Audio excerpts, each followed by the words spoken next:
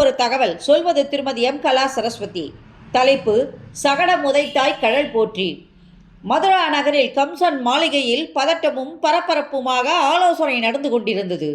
வந்துவிட்டான் விஷ்ணு என் உயிர் பறிக்க.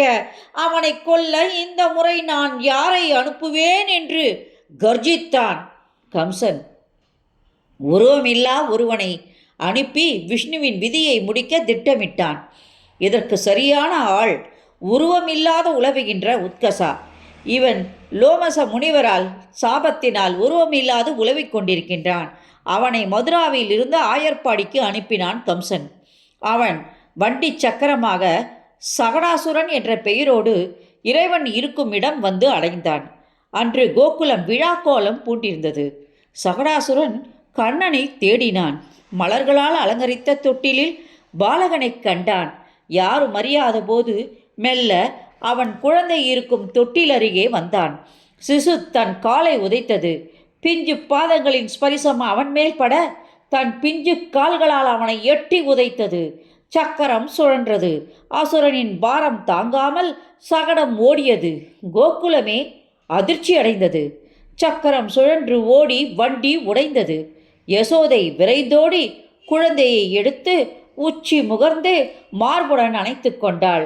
சக்கரத்தில் ஒளிந்திருந்த அசுரன் தன்னுரு பெற்றான். இதைதான் ஆண்டாள் சகடம் உதைத்தாய் கழல் போற்றி என்றாள். அசுரன் அங்கிருந்து மறைந்து தன்னுரு பெற்றான். இந்த சகடாசுரன் இரண்யேஷரின் மகன் உத்கசா.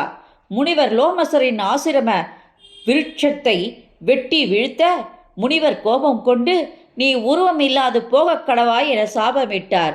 பயந்த அவன் அவர் பாதங்களில் விழுந்து மன்னிப்பு கேட்க மனம் இறங்கிய முனிவர் பகவான் ஆயர்பாடியில் யாதவர்களை காத்திட அவதாரம் செய்வார்.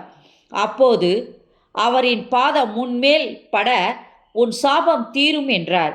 அதன்படி சகடாசுரன் இன்று கண்ணனால் மோட்சம் பெற்றான்.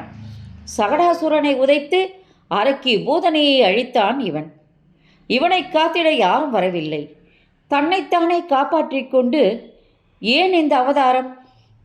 என்னுள் எழுந்தது இந்த கேள்வி. நன்றி, வணக்கம். இந்த ஆடியோ வீடியோ உங்களுக்கு பிடிச்சது லைக் பண்ணுங்கள், ஷேர் பண்ணுங்கள். கொளத்தூர் பாபா தமிழ் சேனல் நீங்கள் சப்ஸ்கிரைப் பண்ணுங்கள்.